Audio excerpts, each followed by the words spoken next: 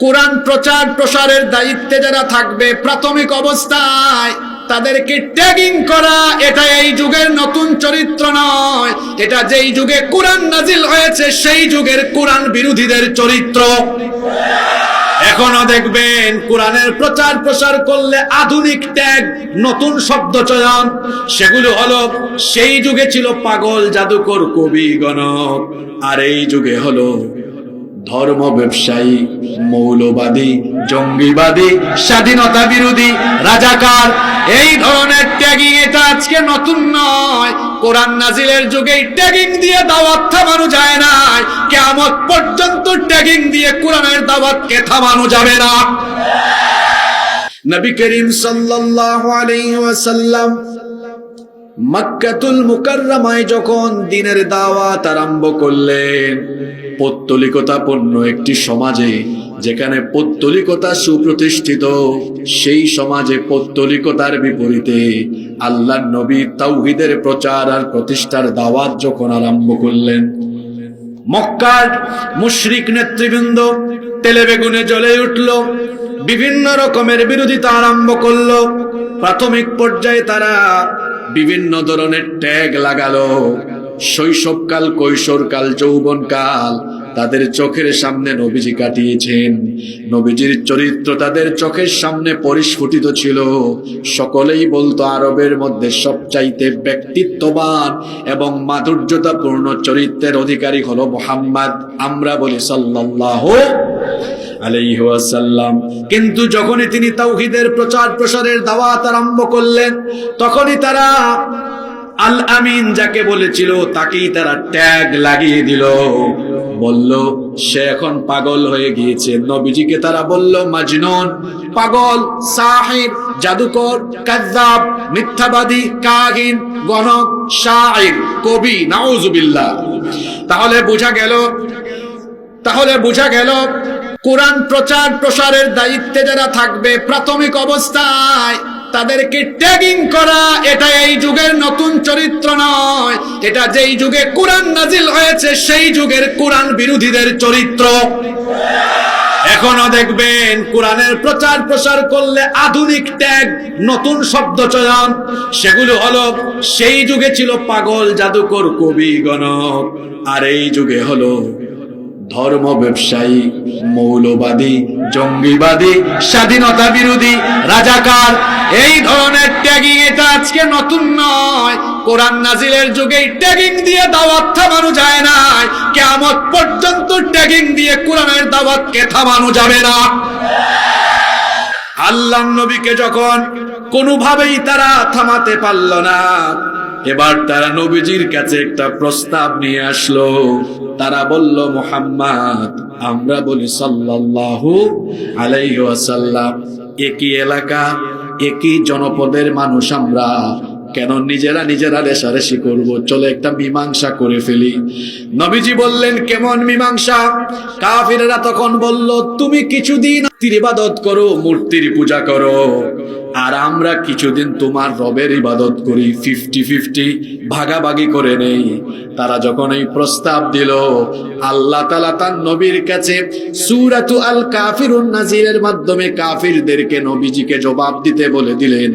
আল্লাহ আয়াত নাজিল করলেন, কুল ইয়া আইয়ুহাল কাফিরুন লা আ'বুদু মা তা'বুদুন ওয়ালা আনতুম عابدون ما أعبد ولا أنا عابد ما عبدتم ولا أنتم عابدون ما أعبد لكم دينكم ولي دين।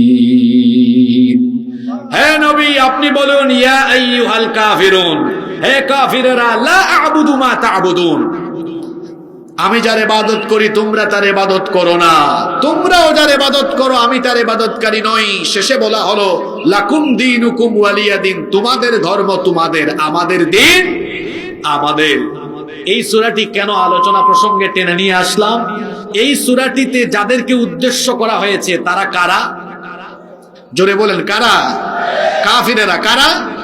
আবার দেখেন কোরআনে কারিমে কোথাও কোথাও শুধুমাত্র মুমিনদেরকে, ইমানদারদেরকে অ্যাপ্রোচ করা হয়েছে। সেখানে কি বলা হয়েছে?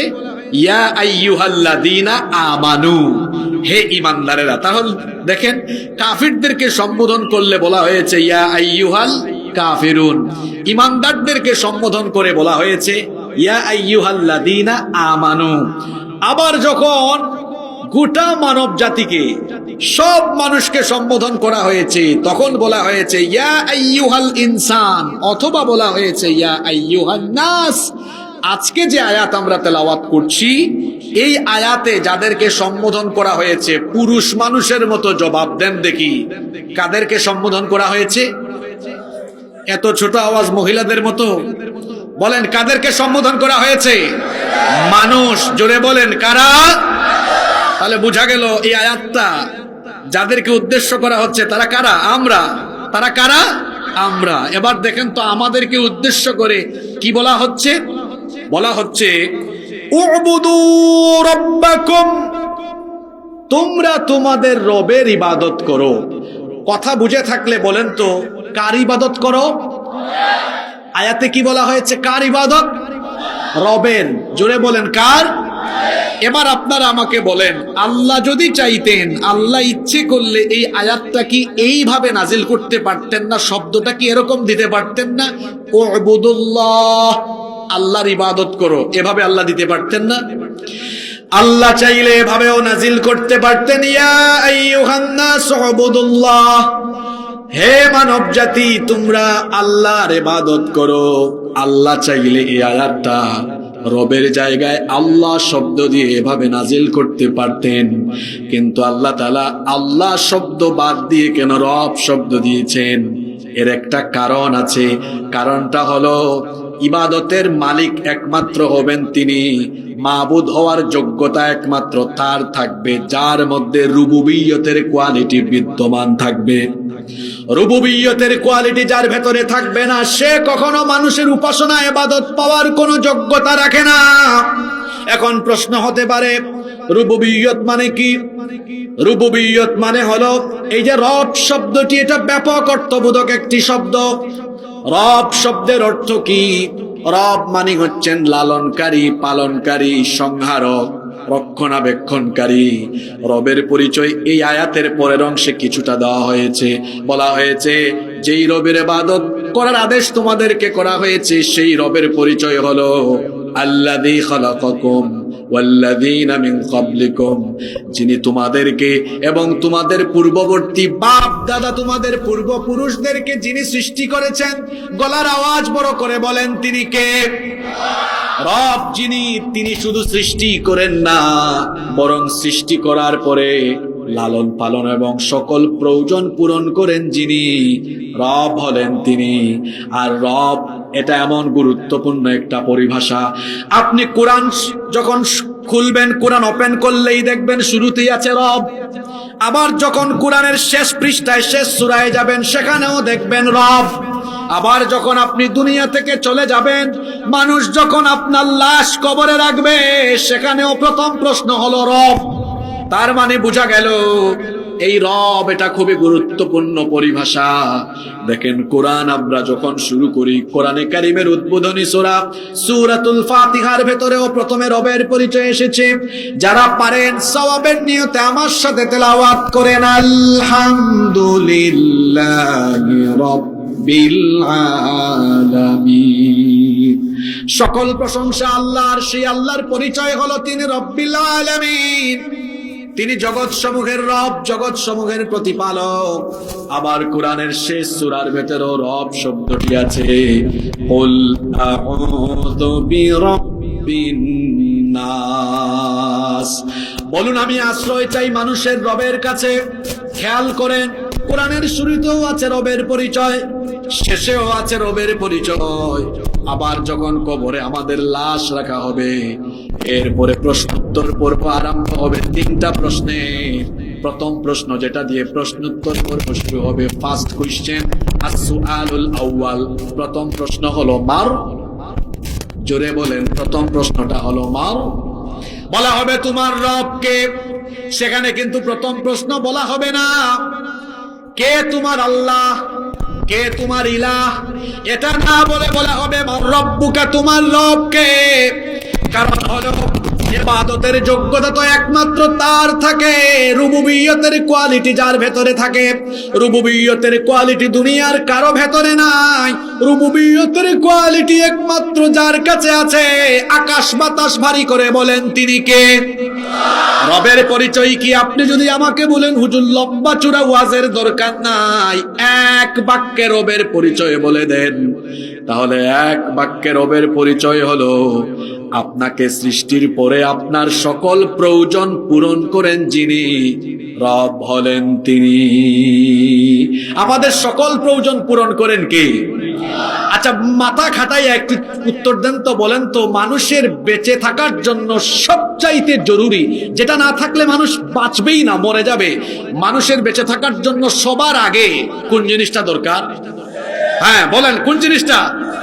অক্সিজেন। এটা কে দেয়? জোরে বলেন, কে দেয়?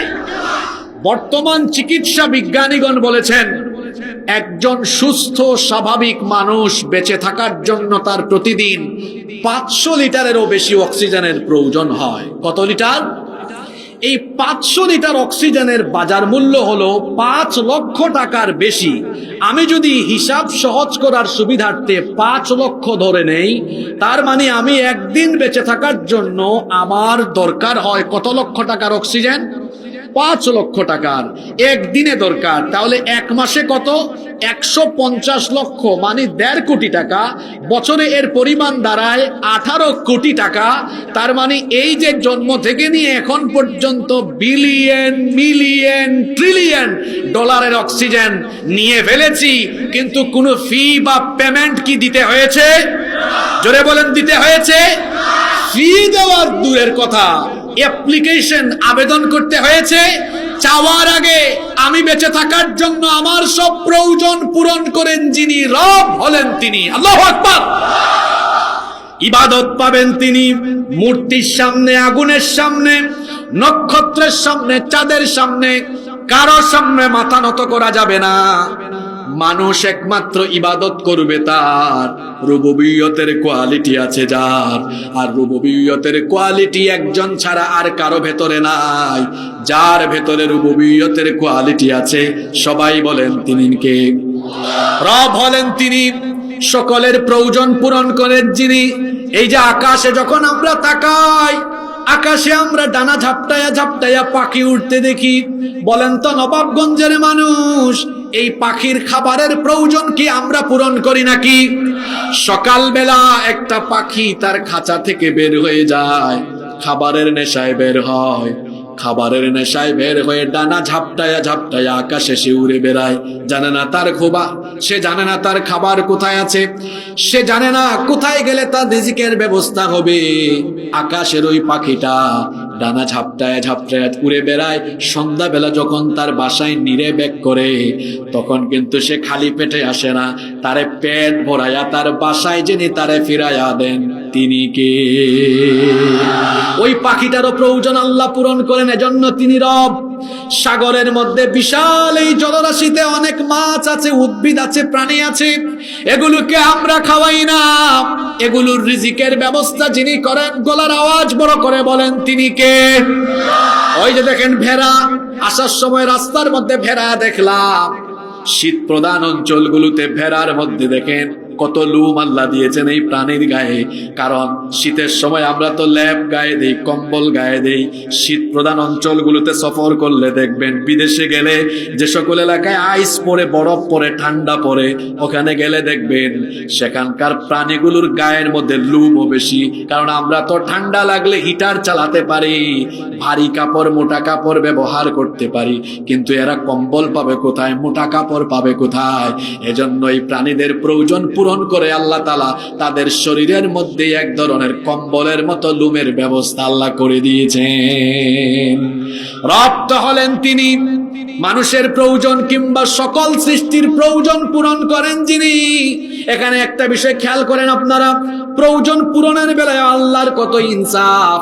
আল্লাহ ইমানদারকেও দেন, বেঈমানকেও দেন, শুধু ইমানদারকে আল্লাহ দেন না, আল্লাহর যত সৃষ্টি আছে সকলের জন্যই আল্লাহ তাআলার রিজিক অবধারিত, সবাইকে আল্লাহ দান করেন, কেউ আল্লাহর দান থেকে বঞ্চিত হয় না। কারণ আল্লাহ হচ্ছেন দুনিয়ায় রহমান, কিন্তু আখিরাতে হয়ে যাবেন রহিম। এই প্রসঙ্গটা আমি কেন টানলাম খেয়াল করে শোনেন। দেখেন আল্লাহর সুন্নত, আল্লাহর নিয়ম কত সুন্দর।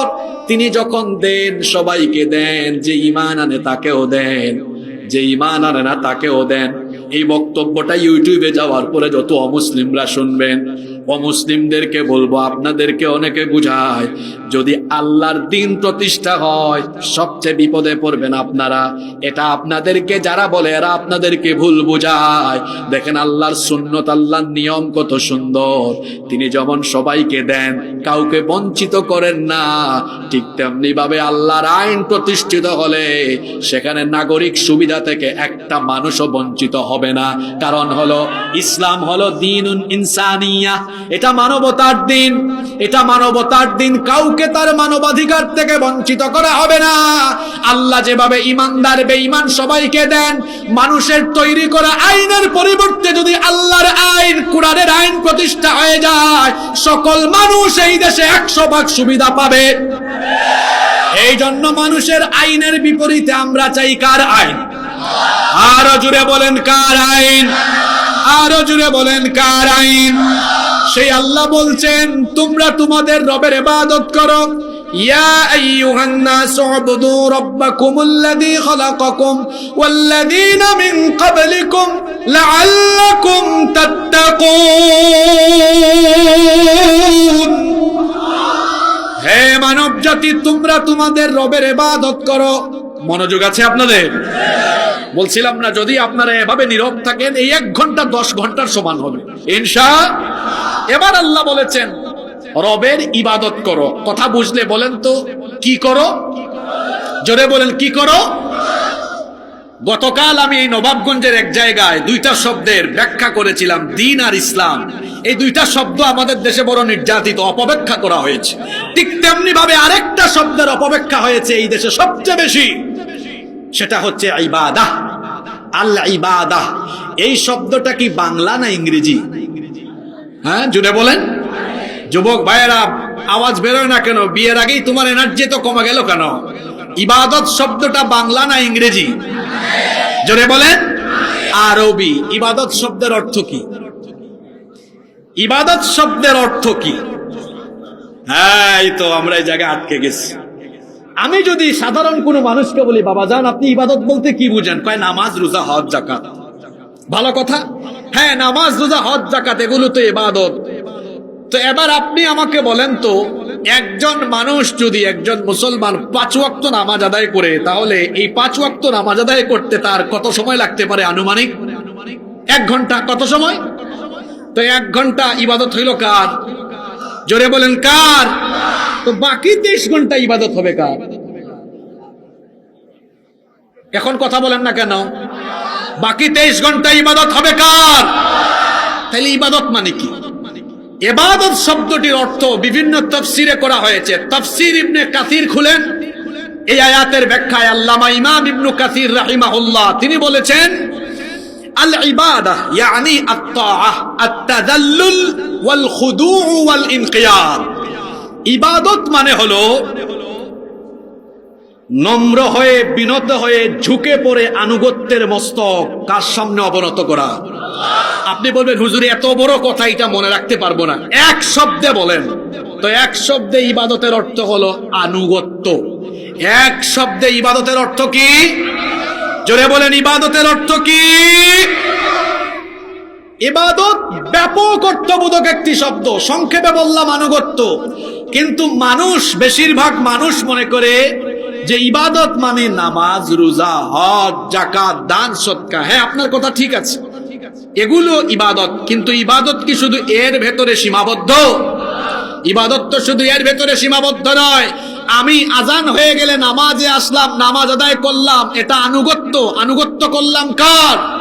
আর নামাজ থেকে বের হয়ে যাওয়ার পরে আমি আমার ব্যবসা বাণিজ্য, পরিবার, সমাজ, অর্থনৈতিক ব্যবস্থাপনা, রাজনীতি, রাষ্ট্র ব্যবস্থা সব জায়গায় আনুগত্য করব কার? কিন্তু আপনার অবস্থা তো খুব একটা সুবিধার না। আপনি তো নামাজে গিয়ে আনুগত্য দেখিয়েছেন আল্লাহর, নামাজ থেকে বের হয়ে সুদের কারবার, ঘুষের কারবার, অন্যায় অপরাধ, হারাম পথে উপার্জন করে আপনি অর্থনৈতিক ব্যবস্থাপনায় আনুগত্য করেছেন শয়তানের।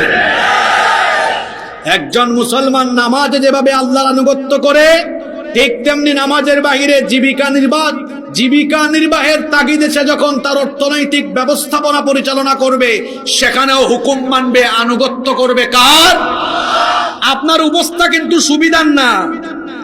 আপনি নামাজে আসেন, নামাজ আদায় করেন, রমজান মাসে 30টা রোজাও রাখেন, কিন্তু আপনি যখন বিচার করেন, ফয়সালা করেন, সেখানে কিন্তু আল্লাহর দেওয়া বিধান মোতাবেক বিচার ফয়সালা না করে, আল্লাহর আনুগত্য না করে সেখানে আপনি বিচার করছেন মানুষের তৈরি আইনে।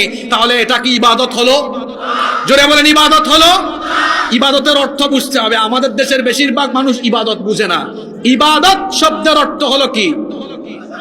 জোরে বলেন, ইবাদত শব্দের অর্থ হলো কি? আনুগত্য। ভালো করে বুঝেন। আমরা যখন কোরআন হাদিস থেকে একেবারে রেফারেন্স কোট করে করে কথা বলি, অনেকেই কয় হুজুর এই বিষয়টা বাদ দেন, এটা বাদ দেন, ওইটা বাদ দেন। এজন্য আমি বলি, কোরআন হাদিসের বিশেষজ্ঞ ভালো বুঝবে না তোমার মতো মাস্তান ভালো বুঝবে? যারা কোরআন হাদিস গবেষণা করেন, চর্চা করেন, কোরআন তারাই ভালো বুঝবে। ঠিক না বে ঠিক? নতুন করে কোরআন হাদিসের কথা বলায় বেয়াদবি বাংলাদেশে আমি দেখতে পাই, তবে আল্লাহর রহমতে আমি আমার স্টেজে পাই না। যদি পাই তো আমি তাকে সাথে সাথে ধরে আমার জায়গায় বসাবো। পারলে একটা লাইন শুদ্ধ করে তিলাওয়াত করো, যদি না পারো তাহলে কোরআন হাদিসের কথা বলার সময় চুপচাপ বসে থাকো।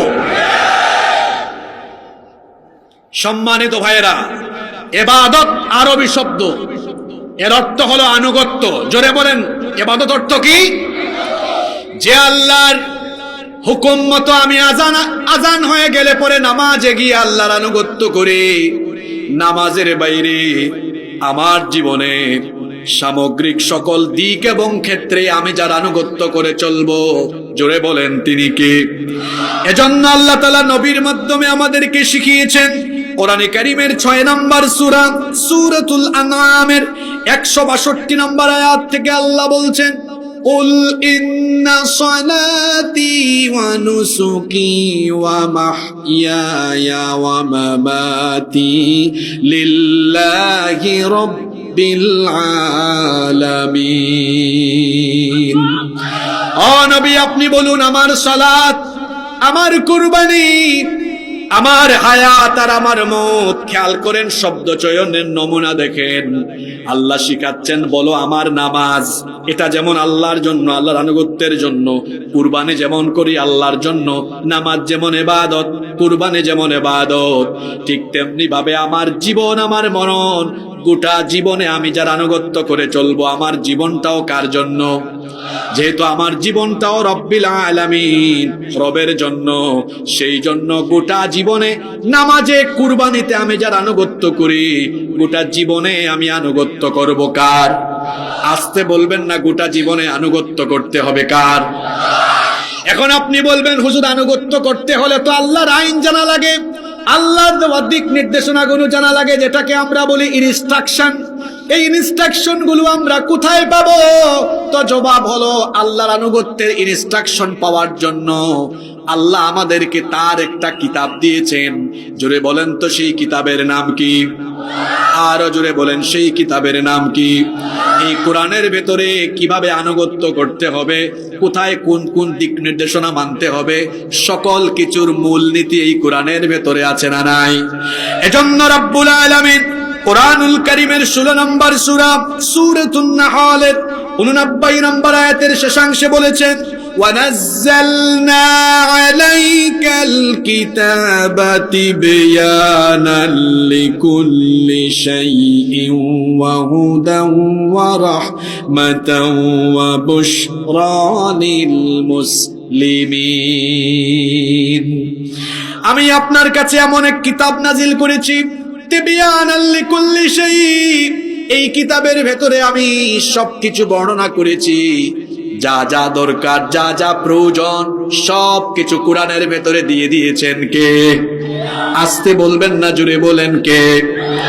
রব্বুল আলামিন কোরআনুল কারীমের 6 নম্বর সূরা সূরাতুল আনআমের 38 নম্বর আয়াতের শেষাংশে বলছেন, মা ফাররাতনা ফিল কিতাবি মিন শাইইন সুম্মা ইলা রাব্বিহিম ইহশারুন। আল্লাহ তাআলা বলছেন, মা ফাররাতনা ফিল কিতাবি মিন শাইইন, তোমাদের জন্য যা যা দরকার কোনো কিছু আমি বাদ দেই নাই, সবকিছুই কোরআনের ভেতরে দিয়েছি। খেয়াল করেন, কথাটা যেহেতু গুরুত্বপূর্ণ আমি আবার রিপিট করছি। আল্লাহ বলেছেন তোমাদের সামগ্রিক জীবন ব্যবস্থার জন্য, জীবন পরিচালনার সকল দিক এবং বিভাগের জন্য যা যা প্রয়োজন, যা যা দরকার সব এই কোরআনের ভেতরে আছে না নাই? আরো জোরে বলেন, আছে না নাই? একবার এক রুটি বিক্রেতা বলেছে, হুজুর আপনি যে ওয়াজ করলেন কোরআনে সব আছে, আমি এক রেস্টুরেন্টে চাকরি করি, তো বলেন তো রুটি কেমনে বানায়, এটা কোরআন শরীফের কোন সূরার কোন আয়াতে আছে? আপনাদের কি মনে হয় এটা আছে না নাই? সবাই কি শিওর আছে? তো আয়াতটা বলেন তো দেখি। আমি তারে বললাম, ভাই এটাও আছে। কয় কোন আয়াত বলেন তো? আমি বললাম, আল্লাহ বলেছেন ফাসআলু আহলা যিকরি ইন কুনতুম লা তা'লামুন, তুমি যদি কোন বিষয় না জানো তো যে জানে তাকে গিয়ে জিজ্ঞেস করো। ভাই তুমি রুটি বানাতে জানো না, রুটি যে বানাইতে পারে তারে গিয়ে জিজ্ঞেস করো। এটাই হলো কোরআনের নির্দেশনা। আল্লাহু আকবার। সবকিছু কোরআনের ভেতরে আছে, যা যা দরকার, যা যা প্রয়োজন সব আছে। আনুগত্যের দিক নির্দেশনার জন্য আল্লাহ কোরআন দিয়েছেন, যাতে আপনার জীবন পরিচালনার সকল নির্দেশনা আপনি এর থেকে নিতে পারেন। এজন্য ইবাদত মানে হলো আনুগত্য। এই আনুগত্য হবে শুধু নামাজে নাকি সব জায়গায়? আরো জোরে বলেন, নামাজে নাকি সব জায়গায়? এবার বলেন তো দেখি, আনুগত্য হবে কতক্ষণ, ইবাদত হবে কতক্ষণ? হ্যাঁ, কি বলেছে? শুধু 24 ঘন্টা নয়, ইবাদত হবে কতক্ষণ? জবাবটা কোরআন থেকে নিয়ে নেন। কোরআনুল কারীমের 15 নম্বর সূরা সূরাতুল হিজরের 99 নম্বর আয়াতে আল্লাহ বলেছেন কতক্ষণ ইবাদত করতে হবে। শোনো, ওয়াবুদ রাব্বাকা হাত্তা ইয়াতিয়াকাল ইয়াকিন, মৃত্যু হওয়ার আগ পর্যন্ত তোমার রবের ইবাদত আনুগত্য করো। কথা বুঝে থাকলে বলতে হবে, ইবাদত আনুগত্য করতে হবে কতক্ষণ? তার মানে হলো আমার কাছে মালাকুল মউত আসার আগ পর্যন্ত নামাজে, সমাজে, রাষ্ট্রে সব জায়গায় আনুগত্য করব কার? আরো জুড়ে বলেন কার? আনুগত্য হবে আল্লাহর, আল্লাহর পরে হবে আল্লাহর রসুলের। অর্থাৎ আল্লাহর আনুগত্য আর রসুলের দেখানো তরিকায় আমরা চলবো। আমাদের আদর্শ হলেন কেবলমাত্র একজন। আবারও বলছি, আমাদের আদর্শ হলেন, মডেল হলেন একজন। আবার বললাম, আমাদের মডেল, আমাদের আদর্শ হলেন একজন, তিনি হচ্ছেন মুহাম্মাদুর রাসূলুল্লাহ সাল্লাল্লাহু আলাইহি ওয়াসাল্লাম। নবীজিকে বাদ দিয়ে যারা আদর্শের নেতা আর আদর্শের নেত্রী বানিয়েছে, এরা শয়তানের পথ ধরেছে। কারণ হলো, একজন মুমিনের, মুসলমানের জন্য আদর্শ কেবল একজনই হয়, অপরজন হয় না। এই যে আমার শরীর থেকে ঘাম ঝরছে, কথাটা কেন বললাম শোনেন। অনেকে আছে তার শরীরের ঘামগুলো তার নেতার জন্য, নেত্রীর জন্য ঝরায়। এত সস্তা হইলেন কেন মিয়া আপনি? আপনার ঘামেরও মূল্য আছে। এই ঘাম কোন নেতা নেত্রীর চামচামি করে আমি ঝরাবো না। তার কারণ হলো, আমার এই তারুণ্য, আমার এই যৌবন, আমার এই ঘাম, আমার এই শ্রম, আমার এই রক্ত, আমার এই জীবন কারো চামচামির জন্য দেওয়া হয় নাই। আমার এই শরীর, আমার এই তারুণ্য, আমার যৌবন দেওয়া হয়েছে আল্লাহর জমিনে আল্লাহর দ্বীন কায়েম করবার জন্য। আমরা একমাত্র আনুগত্য করব কার? আমি বলেছিলাম না সময় কম, আমাকে কথা বলার সুযোগ দেন। এজন্য একমাত্র আনুগত্য করতে হবে কার? মডেল বা আদর্শ ধরতে হবে কেবল একজনকে, একজনকে, একজনকে। তিনি মুহাম্মদ সাল্লাল্লাহু আলাইহি ওয়াসাল্লাম, আল্লাহর আনুগত্য হবে সব জায়গায়, রাসূলের তরিকায় হবে সবকিছু। এজন্য আল্লাহর ইবাদত মরণের আগ পর্যন্ত কিভাবে হবে? নামাজে গিয়ে আমি আল্লাহর আনুগত্য করলাম, নামাজের বাইরেও আমি আল্লাহর আনুগত্য করব। এখন বলেন তো দেখি, আমার সমাজে, আমার সমাজের সকল জায়গায় কি আল্লাহর আনুগত্য আজকে প্রতিষ্ঠিত আছে নাকি? আসতে বললেন কেন? জোরে বলেন, প্রতিষ্ঠিত আছে নাকি? বলেন তো দেখি, আপনাদের আদালতের মধ্যে আইন চলে কার? আল্লাহর না মানুষের? আর জোরে বলেন কার? তাবলীগের ভাইদের একটা কথা আমার বড় সুন্দর লাগে। তারা অনেক সময় নামাজের শেষে বলে, নামাজ শেষে বইসেন, বহুত ফায়দার কথা হবে। কি কথা হবে? ফায়দার কথা হবে। এখানে আমিও আজকে একটা কথা বলি, সেটা হলো আমরা এখানে বসেছি কোরআনের মাহফিলে, এটা কোনো রাজনৈতিক মঞ্চ নয়, রাজনৈতিক কথা বলবো না, আমরা আমাদের নিজেদের ফায়দার কথা বলবো। রাজি আছেন সবাই? কিসের কথা বলবো? আচ্ছা, সবাই লাভ চান তো, ক্ষতি তো কেউ চায় না, তাই না? সবাই ফায়দা চায় কি চায় না? এবার ফায়দা যদি চান, তাহলে আপনারা আমাকে বলেন তো, মানুষের আইনে আমাদের জন্য বেশি ফায়দা না আল্লাহর আইনে আমাদের জন্য বেশি ফায়দা? জোরে বলেন, কার আইনে? আচ্ছা, ফায়দাটা কেমনে একটু উদাহরণ দিয়ে বুঝি। আমাদের দেশ স্বাধীনতা লাভ করেছে আজকে 54 বছর। জোরে বলেন তো কত বছর? এই 54 বছরে আদালতগুলো সে মানুষের তৈরি করা আইন দিয়ে বিচার হচ্ছে। চোর, ডাকাত, ধর্ষণকারী কমেছে না বেড়েছে? বিশেষ করে ধর্ষণকারীর পয়েন্টটা আমি টেনে আনি, কারণ আমার মায়েরা, বোনেরা এখনো বিভিন্ন জায়গায় নিরাপদে চলতে পারে না। ধর্ষণের ঘটনা হরহামেশা প্রায় সময় ঘটে। আর আশ্চর্য লাগে কি জানেন? 54 বছরের মধ্যে 32 বছর এই দেশ শাসন করেছেন নারীরা। কারা? তাও 2 জন। আর পুরুষ মানুষ কয়েকজন মিলে করেছে 22 বছর। কয়েকজন মিলে 22, আর নারী 2 জন মিলে কত? 32 বছর। নারীরা এত লম্বা সময় ধরে দেশ শাসন করেছে, কিন্তু নারী নির্যাতন, নিপীড়ন এবং ধর্ষণ কি বন্ধ করতে পেরেছে? জোরে বলেন, পেরেছে? এদিক থেকে আওয়াজ হয় না কেন? পেরেছে? এই যে 7 মাস 8 মাস আগে মাগুরায় আমার এক ছোট্ট বোন আসিয়া, এক পরিবারের 3 নরপিশাচ আমার বোনটির উপরে পাশবিকতা চালিয়েছিল। আমার বোনটি কয়েকদিন হাসপাতালে থেকে বড় কষ্টের সাথে ছটফট করে করে দুনিয়া থেকে বিদায় হয়েছে। আমার বোন কবরে চলে গিয়েছে। নবাবগঞ্জের মানুষ, আপনারা বলেন তো, আমার বোন আসিয়ার এই পরিস্থিতি যারা তৈরি করেছে, তারা এখনো বেঁচে আছে না নাই? জোরে বলেন, বেঁচে আছে না নাই? আদালতে আল্লাহর আইন না মানুষের আইন? এবার শুনেন, যে আইন আদালতে থাকবার ফলে আমার ধর্ষিতা বোন কবরে চলে যায় আর ধর্ষক বেঁচে থাকে, সেই আইনের মুখে আমি লাথি মারি। বাংলাদেশে এমনও হয়েছে, ধর্ষক ধর্ষণ করে জেলখানায় কয়েক মাস কয়েক বছর থেকেছে। এমনকি এমনও বিশ্ববিদ্যালয় আছে যেই বিশ্ববিদ্যালয়ে ধর্ষণের সেঞ্চুরি করেছে, তারপর ফুলের মালা দিয়ে রাস্তায় হেঁটেছে। ধর্ষক ধর্ষণ করে জেলে গিয়ে জামিন নিয়ে বের হয়ে রাস্তায় ফুলের মালা দিয়ে হেঁটে, সাদা পাঞ্জাবি পায়জামা পরে হাত নাচায়া নাচায়া হাঁটে। যে দেশের আদালতে মানুষের আইন থাকার ফলে ধর্ষিতারা ধর্ষিতা হয়, আমার বোনেরা ধর্ষিতা হয়, কবরে যায়, আর ধর্ষক ফুলের মালা গলায় দিয়ে 2 হাত নাচায়া নাচায়া নাচে, সেই আইনের মুখে আমি ঝাড়ু নিক্ষেপ করি। আজকে আমি শুনেছি পুরুষের চাইতে মহিলা আসছে 3 গুণ বেশি। নারীরা সব দিক দিয়ে এগিয়ে। সর্বপ্রথম ইসলাম গ্রহণ করেছে পুরুষ না নারী? সর্বপ্রথম শহীদ হয়েছে ইসলামের জন্য পুরুষ না নারী? আজকে নারীদের উপস্থিতিও বেশি, এটা কিন্তু লক্ষণ খুব ভালো।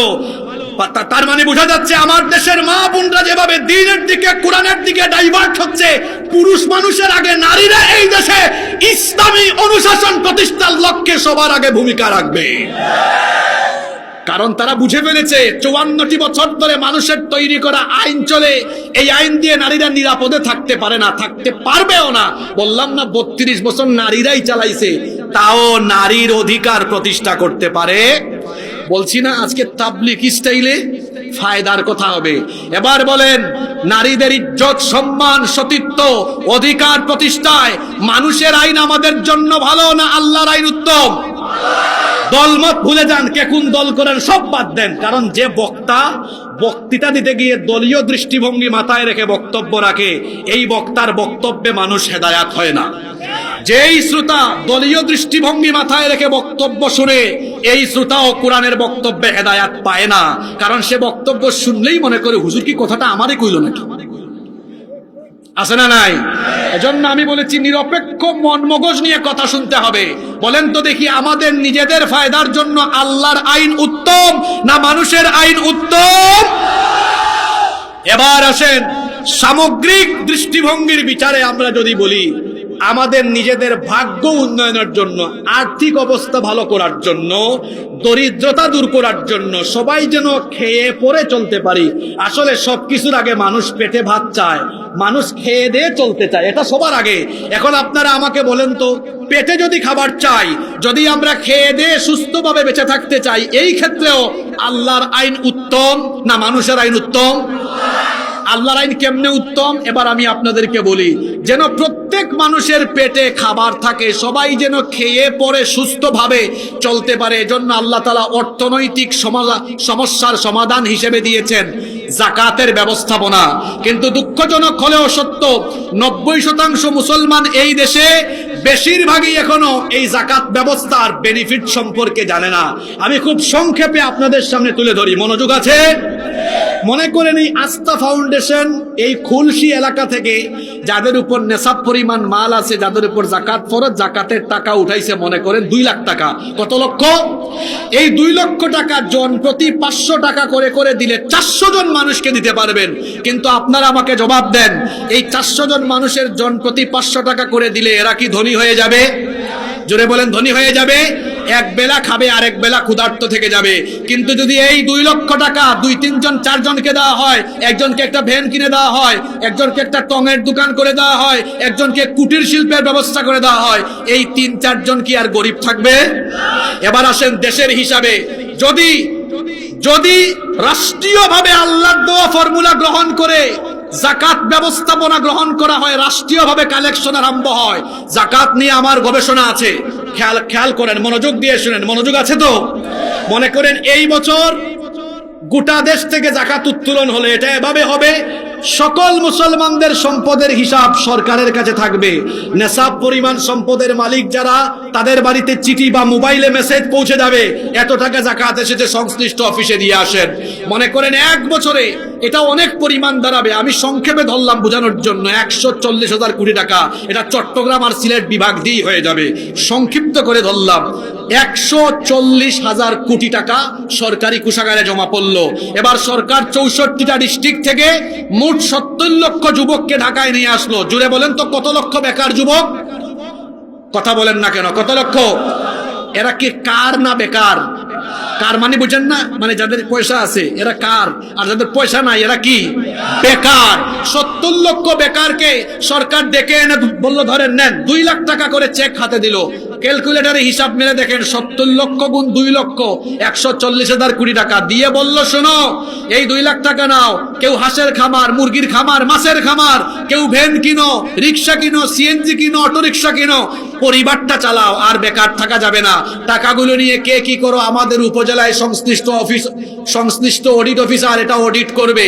এবার সরকার লাগাই দিল লোকজন, অডিট করতেছে। বলেন তো তাহলে 1 বছরে কত লক্ষ যুবকের হাতে কর্মসংস্থানের ব্যবস্থা করে দেওয়া গেল? জুড়ে বলেন কত লক্ষ? হুজুরের ফর্মুলায় না আল্লাহর ফর্মুলায়? মানুষের ফর্মুলায় না আল্লাহর ফর্মুলায়? মানুষ পুরুষ মানুষের মতো বলেন, কার ফর্মুলায়? আমি কোন দলের নাম এখানে নিব না, এটা রাজনৈতিক মঞ্চ না, এটা কোরআনের মঞ্চ। শুনেন, 54টি বছর ধরে এই দেশে শুধু ফাঁকা বলি আমরা শুনেছি, আমরা ক্ষমতায় গেলে দারিদ্রতা মুক্ত, ক্ষুধা মুক্ত বাংলাদেশ গঠন করব। পরে মানুষ দেখেছে যারা যায় তারা 5 বছর নিজের ক্ষুধাই মিটাইতে পারে না। আমরা বলবো, আমি নবাবগঞ্জে আজকে আল্লাহর কোরআন হাতে নিয়ে চ্যালেঞ্জ করে গেলাম, মানুষের তৈরি করা আইনকে পায়ের তলায় ফেলাইয়া দিয়া আল্লাহর কোরআনের আইন গ্রহণ করে দেখেন, 10 বছর পরে এই দেশে একজন গরিব মানুষ খুঁজে পাওয়া যাবে না। বলছিলাম না, দল মত বাদ দিয়ে ফায়দার কথা শুনেন। এবার আপনারা আমাকে বলেন তো দেখি, ক্ষুধা মুক্ত, দারিদ্রতা মুক্ত, বেকার মুক্ত বাংলাদেশ গঠনের লক্ষ্যে কার আইন উত্তম, মানুষের না আল্লাহর? জোরে বলেন, মানুষের না আল্লাহর? তাহলে সবাই বলেন দেখি, মানুষের তৈরি করা আইনকে পায়ের তলে কবর দিয়ে আল্লাহর আইনের জন্য, আল্লাহর আইন প্রতিষ্ঠার জন্য কারা কারা রাজি আছে? দুহাত তুলে আল্লাহরে দেখান।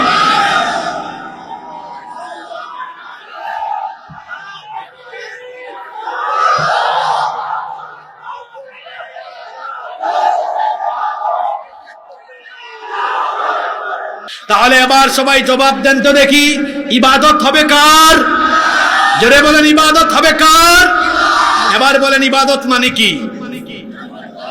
এই বুঝে আলোচনা শুনছেন? ইবাদত মানে কি? সব জায়গায় হুকুম চলবে কার? সব জায়গায় বিধান চলবে কার? আইন চলবে কার? আমরা একমাত্র আইন চাই কার? ইনিল হুকমু ইল্লা লিল্লাহ। হুকুম চলবে একমাত্র কার? জোরে বলেন, হুকুম চলবে কার? দুইটা উদাহরণ দিয়েছি, মনে আছে তো? একটা কি বলেছিলাম? কেউ দাঁড়াবেন না, কেউ দাঁড়াবেন না, দ্রুত বেগ নিয়ে যান। একটা বলেছিলাম নারীর অধিকার প্রতিষ্ঠা হবে। 2 নাম্বার বলেছিলাম বেকারত্ব চলে যাবে। আরো 2টা উদাহরণ দিব সংক্ষেপে। আপনারা কি আমাকে সময় দিবেন? জোরে বলেন, সময় দিবেন? 3 নাম্বার, আল্লাহর আইন প্রতিষ্ঠা হলে মাদক, সন্ত্রাস, সিন্ডিকেট, চাঁদাবাজি, টেন্ডারবাজি, সকল অপরাধ কমে যাবে, চুরি ডাকাতি কমে যাবে। আপনাদের দেশের আদালতে চোর যখন অপরাধী হয়ে চোর হয়ে জেলে ঢুকে, মাঝে মাঝে দেখা যায় প্রমোশন নিয়ে বের হয়ে ডাকাত হয়ে যায়। হয় কি হয় না? আল্লাহর আইনে চোরের বিচার হলো হাত কেটে দাও।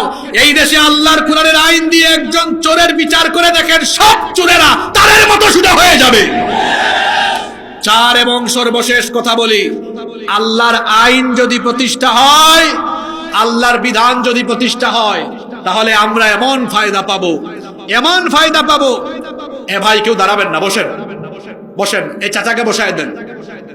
আপনারা তো খুব সুন্দরী ছিলেন, মাঝখান দিয়ে পরিস্থিতিকে এত বিশৃঙ্খল কেন করছেন? আজানের তো সময় আছে, আমার মাথায় তো টাইম আছে, টাইমের বিষয়টা। বসেন। তাহলে 1 নাম্বার কি বলেছিলাম? ভুলে গেছেন? নারী অধিকার প্রতিষ্ঠা হবে। 2 নাম্বার বেকারত্ব দূর হবে। 3 নাম্বার অপরাধ কমবে। এবার শেষের কথাটা গুরুত্বপূর্ণ, অমুসলিমরা তাদের অধিকার পাবে। পাশের দেশ, কোন দেশ বুঝতেছেন তো? পাশের দেশ থেকে কিন্তু মাঝে মাঝে খুব চুলকানিমূলক কথা বলা হয়। এদেশে মৌলবাদ প্রতিষ্ঠা হয়ে যাচ্ছে, অমুসলিমদের অবস্থা একদম শেষ হয়ে যাবে। আমরা বলি কি, মার চাইতে মাসির দরদ একটু। আমার দেশে 54 বছর ধরে হিন্দু, মুসলিম, বৌদ্ধ, খ্রিস্টান মিলেমিশে বাস করি, বাস করব আমরা। কারণ আল্লাহ কোরআনে বলেছেন, অমুসলিমদের দেবতা উপাস্যকে গালি দিও না, তাদের উপাসনালয়ে হামলা চালাইও না, তাদের অধিকার ক্ষুণ্ণ করো না, তাদের উপর জুলুম করো না। আদেশগুলো কার? তোমরা আমাদেরকে মানবতার সবক দাও। আয়নায় নিজের চেহারা দেখো। তোমরা তো এমন মানবতা লুণ্ঠনকারী, তোমরা সাম্প্রদায়িক সম্প্রীতি তোমাদের দেশে নষ্ট করেছে এমন ভাবে।